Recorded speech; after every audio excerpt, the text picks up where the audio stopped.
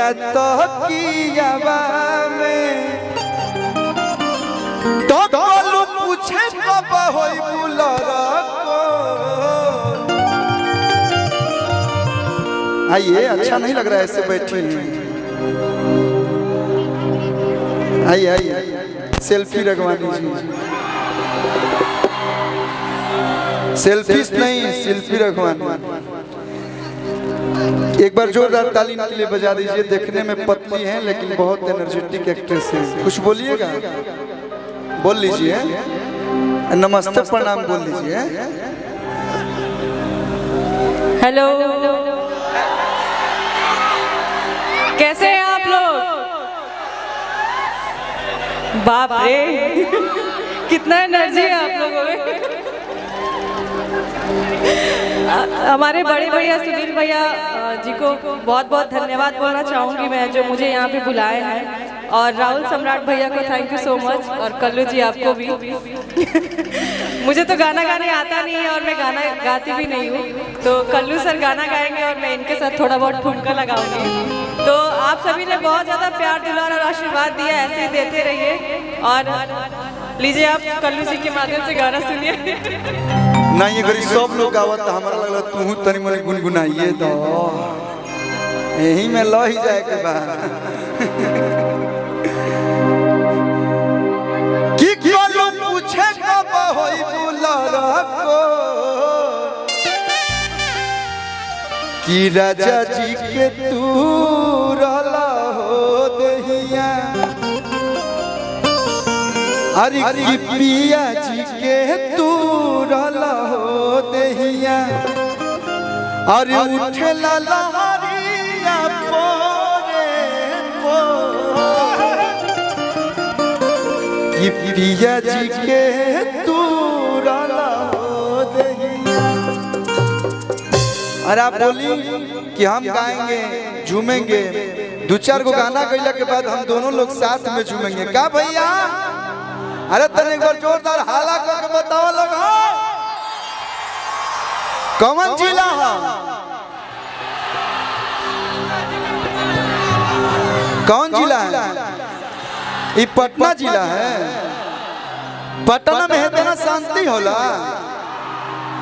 हम एक पहले भी एरिया में आइल बानी। मैं लड़का सोन के मछरी खा के तड़ियाई बस बात। एगो हम गाना बचपन में गौले रहनी, मछरी के रास्ता में खिया के रोटी गरम आहिरे करम। यानी के लड़का से तनी बच के रही हो, काटा सही दिए रसो। एगो बड़ा बढ़िया नया गाना आइल बा, आप लोग के सुना देता नहीं। तानिया जी वाराणसी से आप भी आइए ना। आइए आइए आइए, है ना, देखो डुल डुल के बिजी हो गई। बाकी बोलिए से स्वागत है आप सभी लोग का।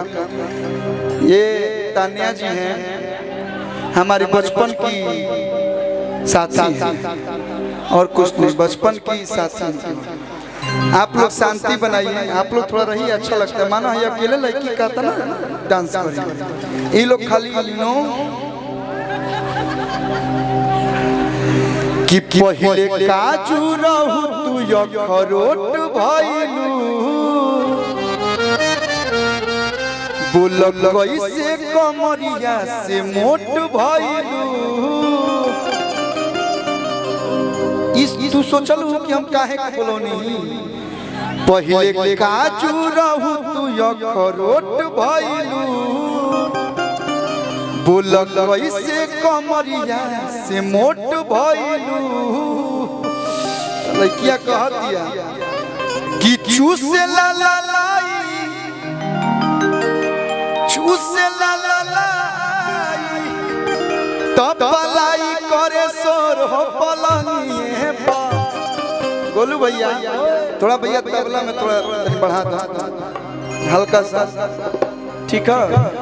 अरे की चूसे ला ला लाई, तब पलाई करे सोर हो पलंगिए पर, हो पलंगिए पर।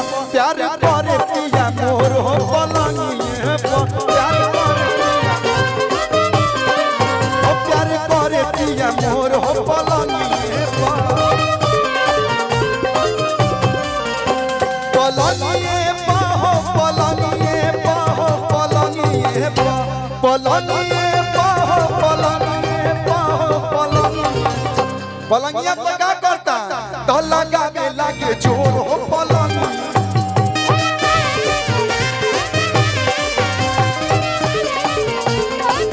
पहले काजू रहू अखरोट भइलू बोलो कैसे कमरिया से मोट भइलू पहले काजू रहू अखरोट भइलू बोलो कैसे कमरिया से मोट भइलू ई कबो कमर से मोट नहीं हो सकता ई तू हमेशा दुबराइले रहेला एक महीना ये जिला में टाइम दो का सर सोन के मछली खाइबू गोंगड़ा हो जाइबू क्या भाई देखिए बाहर में क्या है मिलावटी मिलता है इधर आइए मार ताड़ी पियो मछली खा मैं जब भाई हमारे खिया पिया दिया सका भाई अरे किचू से ला ला लाई तबलाई करे सोर हो पलनिए थोड़ा सा आप लोग हटाइए कि चूस ला ला लाई तबलाई करे सोर हो पलनिए प्यार करे पिया मोर हो पलनिए प्यार करे पिया मोर हो पलनिए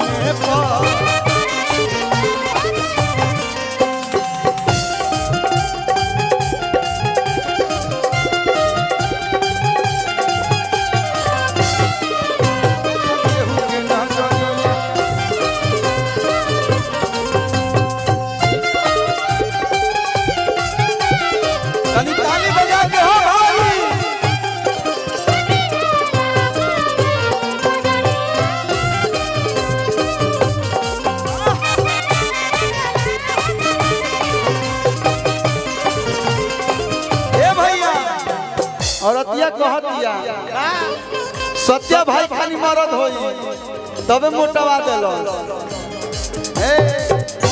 कि हमर नई हर के सिंगल शरीर हमर नई हर के सिंगल शरीर राजा जी धके तूर देबेले जब 10 बजे होला अन्हार टिक टिक 1 2 3 4 5 6 7 8 9 10 कि जब 10 बजे होला अंधार तब प्यार भरपूर देबेले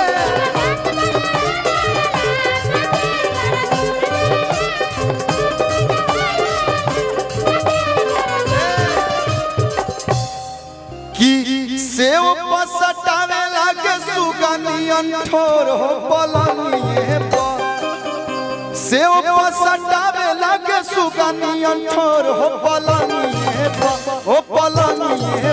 प्यार करे पिया मोर हो पलनिए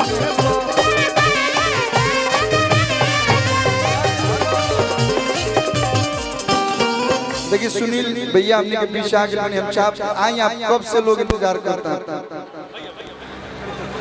हेलो एक बार हम चाह जोरदार ताली बजा के आप लोग स्वागत कर लो रउआ आइला से पहले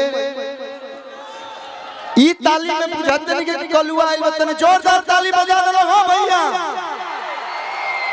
आज आप सबके बीच में इतना सुंदर कार्यक्रम आयोजित भइल